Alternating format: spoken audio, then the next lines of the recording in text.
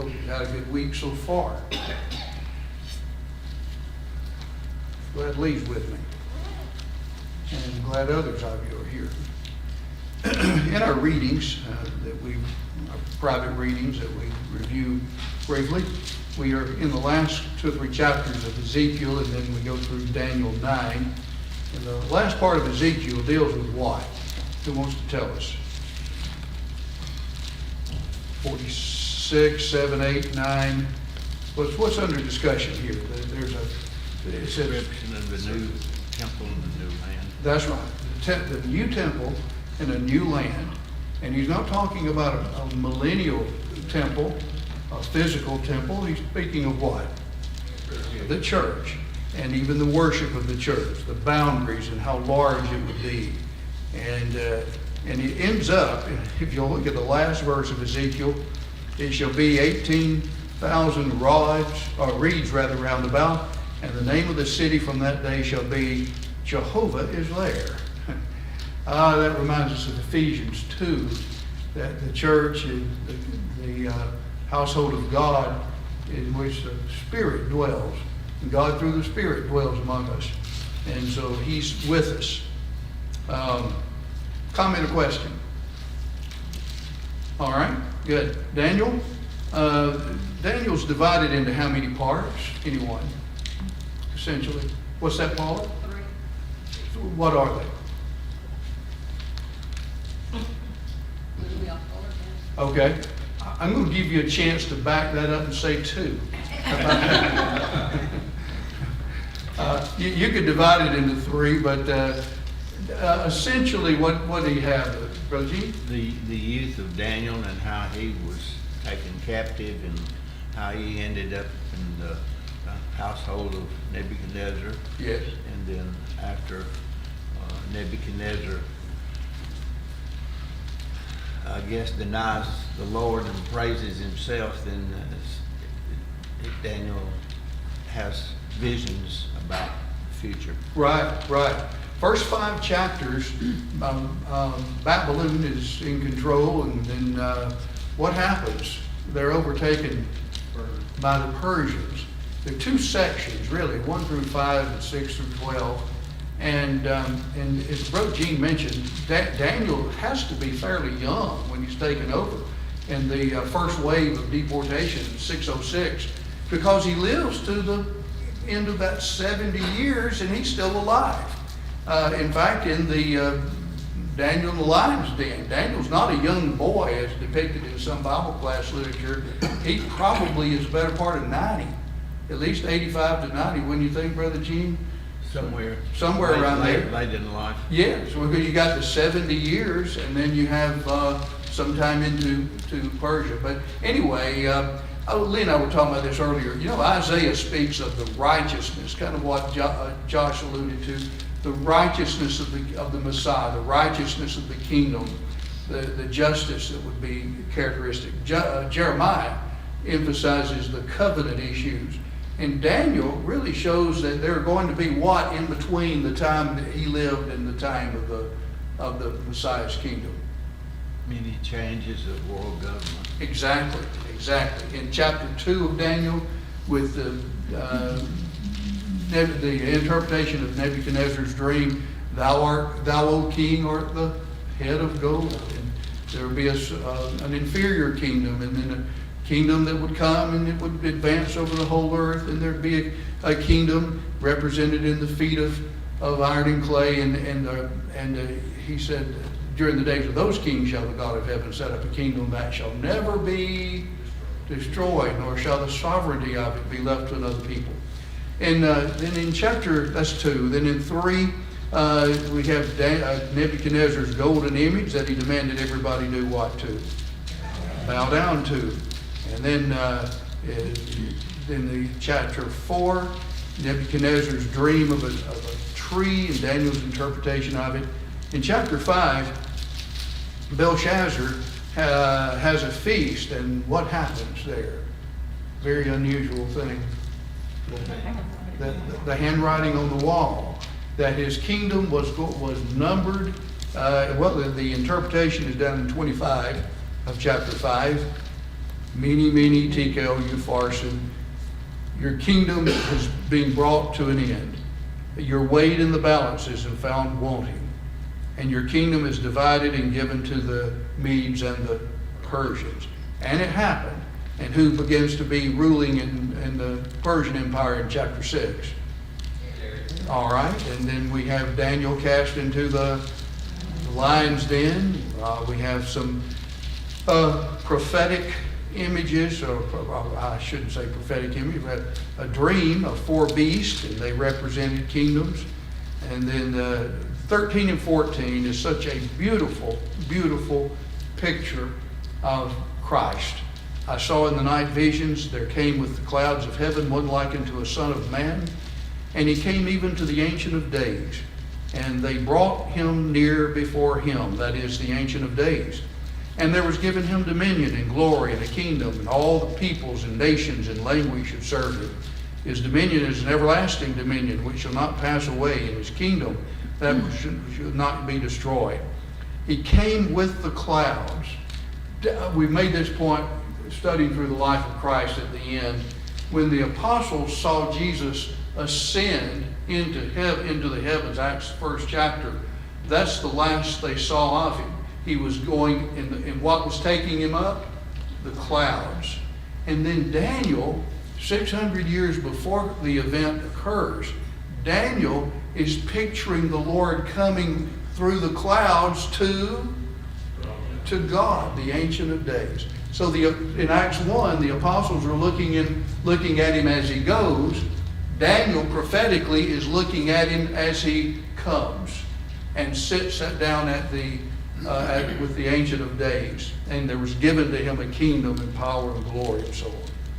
All right, in chapter 8, he has a vision of a ram and a he-goat, again picturing the various nations. Even Alexander the Great is alluded to, though not mentioned. And then what does Daniel do in 9? He prays. He prays for the people. And this is an interesting prayer, like a lot of them by these godly men, that it actually shows the need of man, the littleness of man, the greatness of God, and a confession of sins. He admits that our people have done perversely, they've done wickedly, they've turned aside from your ordinances, they've not hearkened to your prophets. That's verses 5, 6, 7, and so on. But he asked God to forgive them. All right. Comment or question on anything? Yes, sir. It's just so hard to wrap your mind around. And for lack of a better term, Daniel was the first time. He was a time traveler.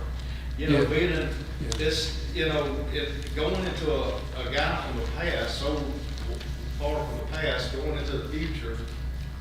To look at something in real time is just so hard for the finite human mind to comprehend. Well, I'm certain that they said a lot of things that they didn't understand what really the ramifications were, Josh. But that's a good point. I'm reminded in 1 Peter, the 1st chapter, Peter talked about that in verse 10, concerning which salvation the prophets sought and searched diligently, who prophesied of the grace that should come unto you, searching what time or what manner of time the Spirit of Christ which was in them did point into. All that saying that all those prophets of old were I wonder what all that's about. I wonder. They were given the words, and they knew what the words were, but the meaning of it would still be. And we see even more evidence of that in the New Testament. Many of the things that I know I've used it, I don't know how many times, but a lot. In Acts 2:39, to you is the promise, to your children, and to all them that are afar off, even as many as the Lord our God shall call. Peter is saying the gospel is not only for you, for your children of Jews, but for Gentiles. And yet it took a miracle for him to understand the ramifications of that.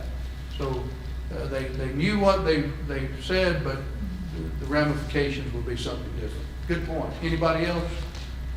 Philip, it says in chapter 19 in that prayer that Daniel did. I'm sorry, not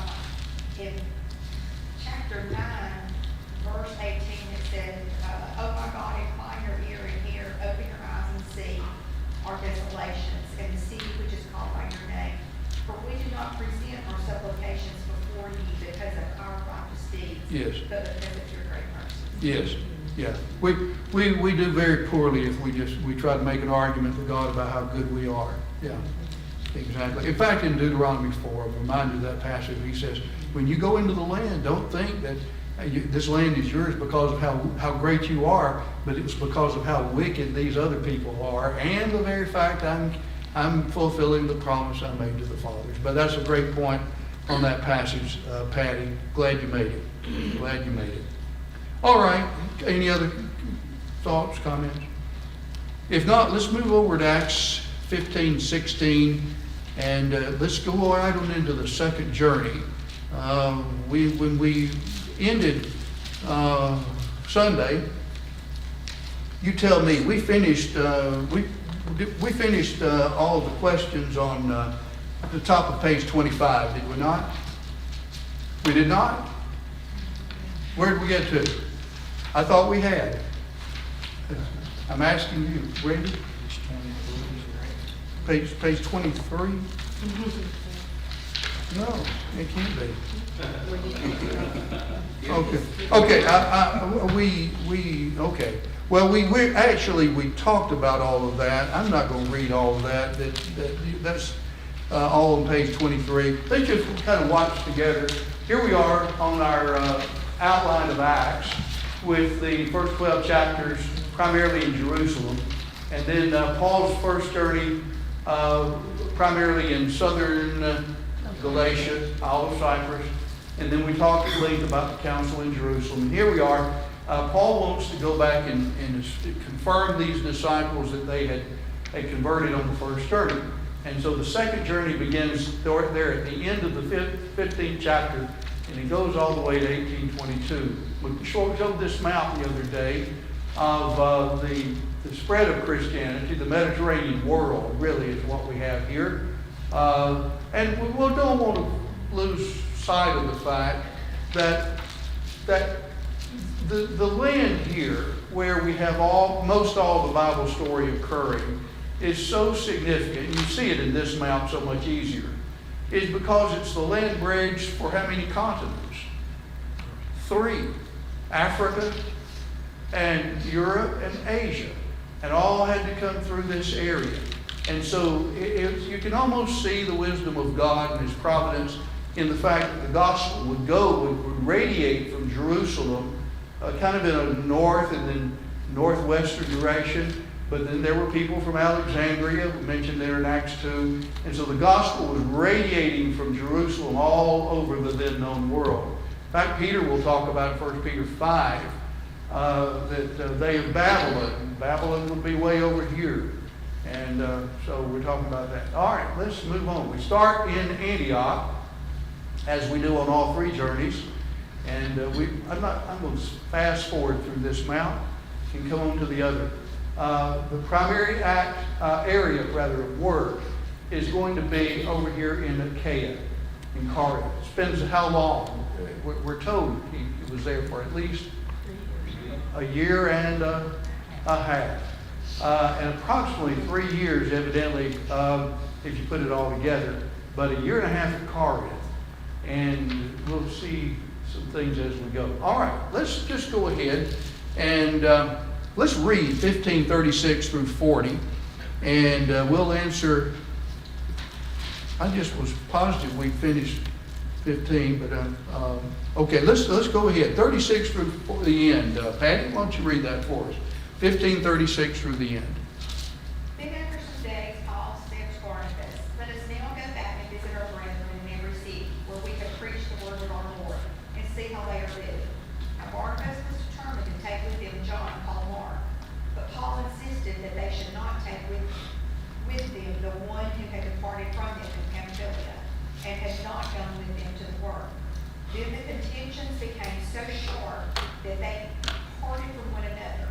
And so Barnabas took Mark and sailed to Cyprus. But Paul chose Silas and departed, being commended by the brethren to the grace of God.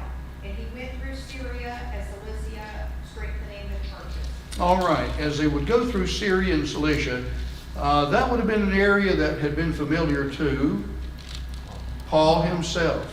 we'll come to this, but just keep your finger right there. And as they left Antioch and went through of course, Antioch was of Syria, and then they went north and then north and then west, and they would go through Cilicia. And if you turn over to Galatians 1, David, if you would read verses 21 and, 20 through the end of chapter 1. Galatians 1, 20 through the end. He's showing the fact that he had not received the gospel he had been preaching from the apostles. He'd gotten it straight from the Lord, and he shows he hadn't had much time with the apostles. All right, 20 through the end. Now concerning the things which I write to you, indeed, before God, I do not lie. Afterward, I went into the regions of Syria and Cilicia, and I was unknown by face to the churches of Judea, which were in Christ. But they were hearing helping. He who formerly persecuted us now preaches the faith which you once tried to destroy. All right, notice in 21, then I came unto the region of Syria and Cilicia. Now, if you think about back, Paul was originally of what? Tarsus of Cilicia. Tarsus. No average city, large city. And then after, you'll notice in, look at chapter 9. Chapter 9. You know, he's converted in 9. And then what city is he converted in?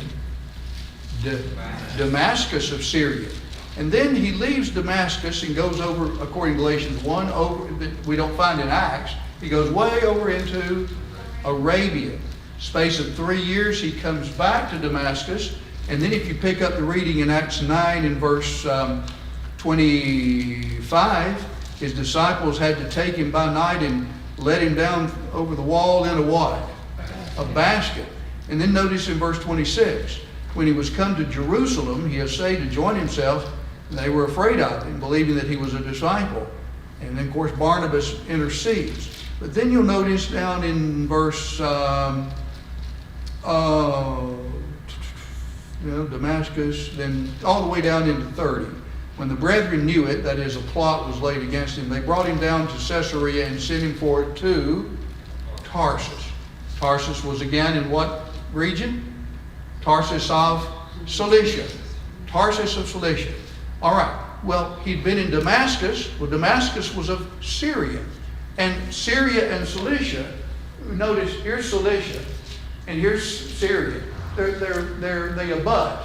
And so when he goes to Tarsus for a while, until Barnabas, remember in Acts 11, comes to Tarsus to seek him, brings him back, and they teach much people. During all that time, he's obviously preaching. And so these churches in Syria and Cilicia would have known about Paul, as you mentioned in Galatians 1. Let's go back to 16 now. The end of 15, rather. He went through Syria and Cilicia, confirming the churches. Then we'll see in 16 that he comes to Derbe and then to Lystra and picks up Timothy. Let's answer our questions. 33 on page 24. Why did Paul want to return to cities where he'd earlier labored? Note his stated purpose. Anybody? Yeah, see how they fared and to strengthen or confirm them. However, there arose a problem. Describe the problem that occurred between Paul and Barnabas. Well, Barnabas wanted to take John Mark. And why did Paul differ with him?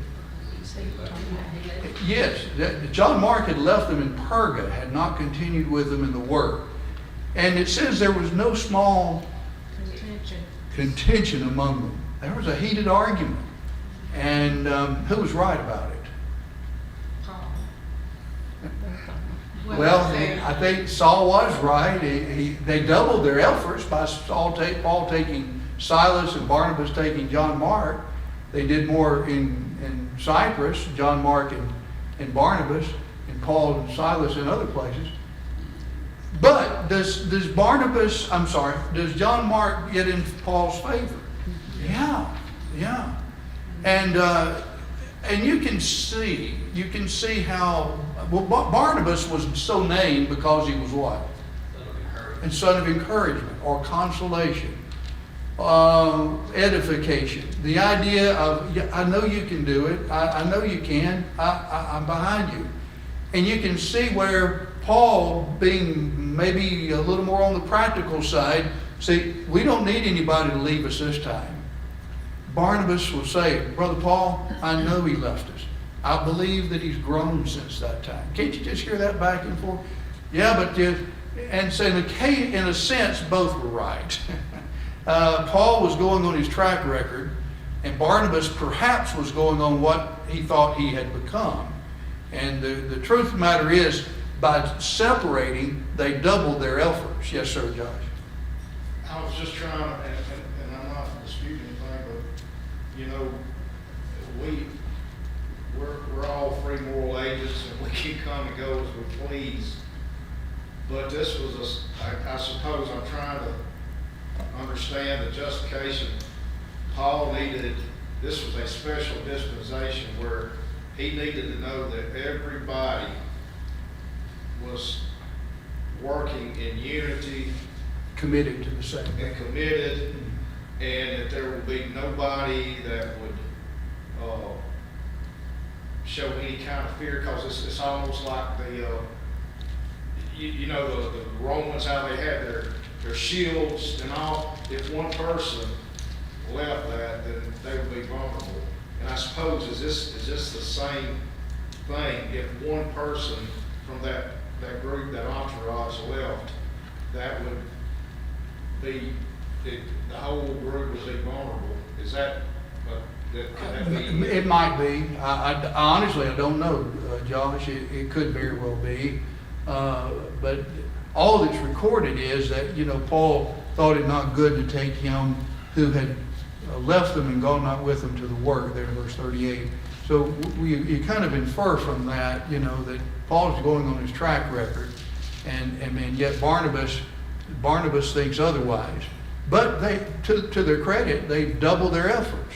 And so Paul, verse 40, chose Silas and went forth. Yes, ma'am. I think too, Barnabas was a little biased in there because John Mark, they family. They were family. So naturally he gonna Yes. go, Yeah. even though he don't see the spiritual growth per se, but Yeah. naturally he was gonna want him to go with him, and I guess it's looking like if he go with us, the more time he spend, he gonna grow. Yeah, that's true. Was that old phrase, blood is thicker than water? Yeah, that's true. It's a danger. It was so dangerous, though, I guess. And Paul, I don't know if this is it, but Paul recognized the danger in it, that they needed everybody together, to stand together, in case they ran across something or somebody that would threaten their, mission, Yeah. so to speak. Yeah, one thing though, Paul and Barnabas, it didn't fracture their feelings. They had a heated disagreement, but Paul and Barnabas and John Mark, they'll be close later on. Yes, ma'am. They were going to reach the churches a different way. You see how it's reflected on the map. And almost certainly they would have gone by Tarsus and visited the church there. Mm-hmm. But if you see how that little red line goes up and over, at that point, that Through Phrygia, coming you're talking down- about? Yeah, coming down to the Mediterranean right there was a huge chain of mountains. Yeah, the And they Tar- were going to be passing through those mountain Yeah. passes, and those were known to be dangerous. Yeah. And it could be that Paul was thinking about some of the idea of how they were going to get there. I'm just saying. You're that thinking about it's- over here, aren't you, sweetie? No, I'm talking about north right of there Perga. from Tarsus. Look where you go from Tarsus Oh, yeah, down right to in here. Derby. Mhm, Or yeah. over that curve, that's Mhm. where the mountain chain comes down. Yeah, from here over there, Yes. the Taurus mountain chain. Yes. And that was known, what Lee's referring to, it was known for hideouts for all kinds of criminals and just bad guys, and That's what I'm getting that at, is, yes. that is what some of the commentators think might have been the and again, we're not told, but there's some think that might have been the reason that John And I was Mark thinking about turned around that. earlier. I was thinking about that in terms of what Josh had mentioned, but, you know, when you take a step back and you look at this whole big picture here, what you see two godly men who had a Dif- real Difference of difference thought. of opinion. And the biggest takeaway we can get from that is that anytime you have a difference of opinion with anybody, unless it's violating God's law, Right. you don't need to sin Right. in that. Yes. And you can have a heated argument without sinning. I think sometimes people forget about that. You can really differ and press your point pretty heatedly, and you're not sinning necessarily. They work through the process. Yeah, exactly. You know, again, I want to emphasize, they doubled their efforts by separating the way they did. And in that case, as Lee mentioned, without sinning, there was no sin. You know, if they took if they took John Mark, fine. If they didn't take John Mark, there's no sin involved. You know, so right, one way or the other, it was not sin. It was a matter of Yeah, there was no sin in the argument itself. yeah, and there was no sin in who they took either. And how they dealt with each other. And how they dealt with each other. Yes, exactly right. I've got a quote down here that I made from A.T. Robertson's Word Pictures of the New Testament under 34. This is the last glimpse that Luke gives us of Barnabas, one of the noblest figures in the New Testament. Paul has a kindly reference to him in 1 Corinthians 9:6. No one can rightly blame Barnabas for giving his cousin John Mark a second chance, nor Paul for fearing to risk him again. One's judgment may go with Paul, one's heart goes with Barnabas. And Mark made good with Barnabas and with Peter, and finally with Paul. In those passages in house arrest, he's mentioned very favorably. McGarvey adds, which of the two acted the more wisely, we are not now able to determine for want of acquaintance with the motives which actuated Mark in turning back and with the circumstances under which he did so.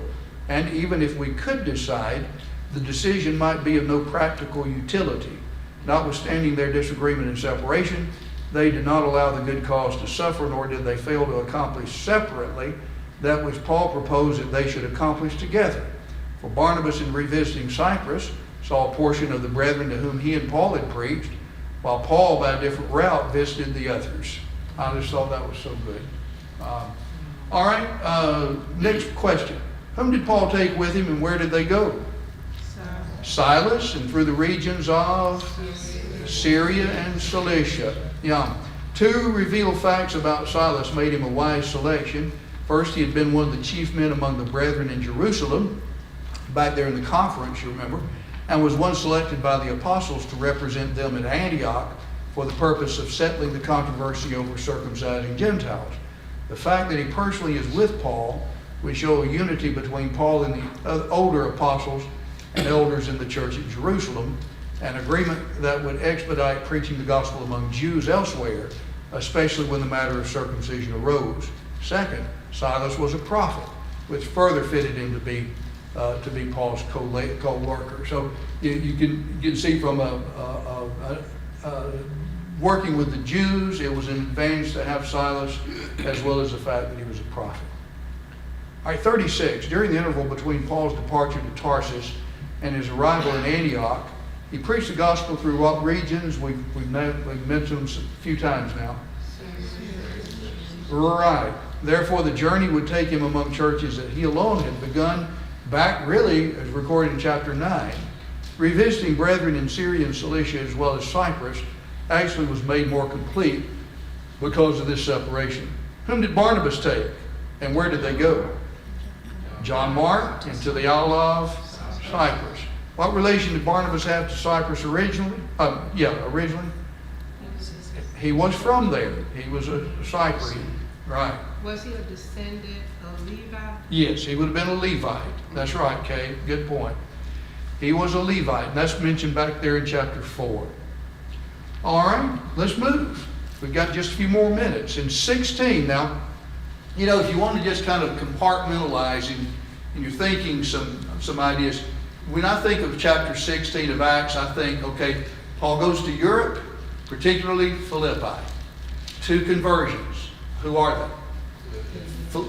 First, Lydia, and then the Philippian jailer. That kind of summarizes it. So we're getting into the heart of the second journey. He's gone through Syria, around Antioch, now through Cilicia, as Lee mentioned, through the mountain range, and he's going to immediately come over here to where he had been before on the first journey, and at Lystra, where he had even been stoned. That took some courage to go back to Lystra, but he finds somebody that we'll see about in just a moment. Let's read the first 5 verses here. Kirsten, if you would. Did somebody say something? Yes, ma'am. I was just gonna say, and here he is going back to where he was left for dead. He was coming, Yeah. he'll go back through there. Yeah. But his love for the church, Yeah. to strengthen those brethren, to see how they're doing, to be sure they're standing firm. Mhm. You know, he loved those brethren. You know, yes, you're right. And I think when you read the Galatian letter, you think that Paul said in the 4th chapter, that they would have given their eyes for him, you know. They loved him so much. And yet some were turning them away from him and accusing him of being a false apostle. So there was, and I wouldn't even guess as to how if he knew, was divinely given this information. But who's going to be his bosom buddy, his companion from here on that he's going to find in Lystra? Timothy. And so, and we've got some information on that. All right, let's read, Kirsten, if you would, the first 5 verses of 16. Paul came also to Derbe and to Lystra. A disciple was there named Timothy, the son of a Jewish woman who was a believer, but his father was a Greek. He was well spoken of by the brothers at Lystra and Iconium. Paul wanted Timothy to accompany him, and he took him and circumcised him because of the Jews who were in those places, for they all knew that his father was a Greek. As they went on their way through the cities, they delivered to them for observance the decisions that had been reached by the apostles and elders who were in Jerusalem. So the churches were strengthened in the faith, and they increased in numbers daily. Yeah, notice back in 41, when he went through Syria and Cilicia confirming the churches, same idea in verse 5 of 16, they were strengthened and increased in number daily. That's one of those little summary statements that Luke makes that indicates how they were doing well. What would the decrees or the decisions there in verse 4 that they were delivering, what would that have reference to? Circumcision Yeah, and not abstain from things strangling, from blood, things like that. right. It would go back to the letter that was written in chapter 15 that they copied and sent out among these places. All right, number 1, Paul's second journey with Silas takes them back to places visited on the first journey. Why would it have taken great boldness on Paul's part to visit Lystra? We've already mentioned that. Why though? That's where he was stoned. And the first 3 verses introduce us to one who will be another traveling companion and useful to Paul throughout the rest of his life. State what we may learn about Timothy and his background from 1 through 3. All right, where is he from? Lystra. What about his parentage? Mother was a Jew, father a Greek, brought up in Lystra, but also, what did Paul do to him because of his because of the Jews and the very fact that he had Jewish blood, and not to renounce his nationality. Also, we find out something that he had a good what? Reputation that extended not only just there in Lystra, but where else? All the way to Iconium. That's in verse 2. And Iconium was, several miles. I got here. Iconium was 18 miles from Lystra. And and it hadn't been too long. I was thinking, earlier, if you try to calculate about how long it had been from Paul's visit in Lystra in chapter 14 to now, it would be I'm not sure you could make just pinpoint it, but several months had passed. But from the time that he was stoned, and then they retraced their steps and sailed all the way back to Antioch. Then you've got the conference in Jerusalem. So you've got some time there, several months, perhaps a year. So from the time Timothy, here's my point. From the time Timothy was baptized to the time Paul returns on the second journey, maybe a year and a half, 2 years, what's Timothy been doing? Just stagnating or what? He's developing extremely well spiritually, to the point that not only does he have a good reputation in his hometown, but it extended all the way to Iconium. And so, these other passages. 1 Timothy 1 verse 2, Paul called him his true son in the faith. Yes. 2 Timothy 1:5, Paul was reminded of the American Standard says the unfeigned faith, or to feign is to pretend something. Genuine faith. Yeah, genuine. That's it, Percy. The genuine faith that dwelt first in his grandmother Lois and in his mother Eunice or Eunice, and Paul said, and I'm persuaded in you also. 2 Timothy 3:15, he was taught from a babe what? That's right. The sacred writings, able to make you wise to salvation through faith in Christ. Philippians 2:19 and 20 is one of the highest compliments Paul ever gave anybody, inspiration ever gave. Paul said he had no man, what? Like-minded, who will care truly for your state, your status. You know, a lot of people don't care truly for your state. They may say a few nice words, but when the chips are down, they might kind of like in John 10, the good shepherd is not like a hireling. A hireling simply does something because he's what? He's paid. And if the pay stops, he stops his work.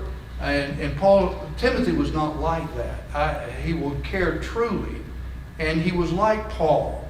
I suppose when he saw Paul stoned in Lystra, and here all he knew about Paul was he's trying to help people. And just the goodness of the character of the fella. When you see somebody who you know is genuinely good, and they have a good heart, and they're trying to genuinely help people, and then they're just cut down, or people.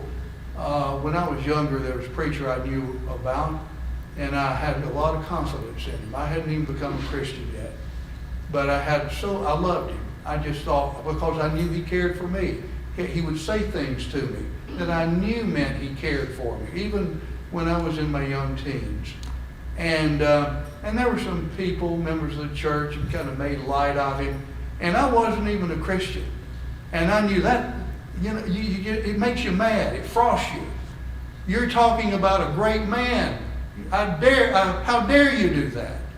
And I picture Timothy seeing the goodness of Paul and his good character and what he taught and all that, and then these people being stirred up by these other Jews who had come to town, and they take Paul out and stone him. How dare they do that to Brother Paul? And I take it that he's just listening to every word Paul spoke, and he's taking it all in, and Paul appreciates that. All right. Why did Paul circumcise Timothy? Due to the Jews in the area. They knew his father was a Greek. Note 1 Corinthians 9:19 through 22. Are Paul's instructions illustrated in his behavior with Timothy, and if so, how? Well, first of all, the passage says, I have become All things to all men. all things to all men, that by all means I might save some. And that doesn't mean you compromise, but in areas that are indifferent, what can you do? You can give in on areas that are not. And I mentioned in the note, for a man of Jewish blood, Not to have been circumcised was tantamount to repudiating his nationality.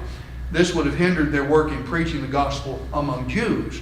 To accommodate Jewish prejudices and practices, Paul had Timothy circumcised. One may ask, well, why did Paul circumcise Timothy so soon after refusing to do the same with Titus? Well, the difference was Titus was what? He was a Greek. So circumcision had never applied to him. On the other hand, Timothy had a Jewish mother, had been taught as a Jew, had known from infancy the sacred writings. He lived among Jews, yet had never been circumcised. Paul did not object to Jews living by their customs and traditions, but did oppose their binding those on Gentiles as conditions of salvation. Another point should be considered. Circumcision was actually not of Moses, but of the fathers, Jesus said. Therefore, their obligation to observe it did not originate with the Mosaic law, but in the covenant with Abraham. We've been over this a number of times.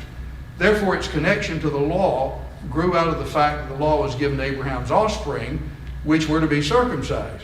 Therefore, the cancellation of the Mosaic law with the death of Christ had little to do with annulling circumcision among Jews. This is why Paul never questioned circumcising children of Jewish blood, Acts 21, when he came back to Jerusalem. The only penalty of a Jew not being circumcised now is the same it's always been. He's cut off from Abraham's recognized posterity.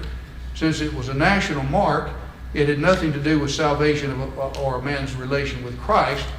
Therefore, we may appreciate more Paul's statement that in Christ Jesus neither circumcision avails anything nor uncircumcision, but faith working through love. All right? Binding circumcision, however, either on Jews or Gentiles, as a sign of being under the Mosaic law, Paul renounced.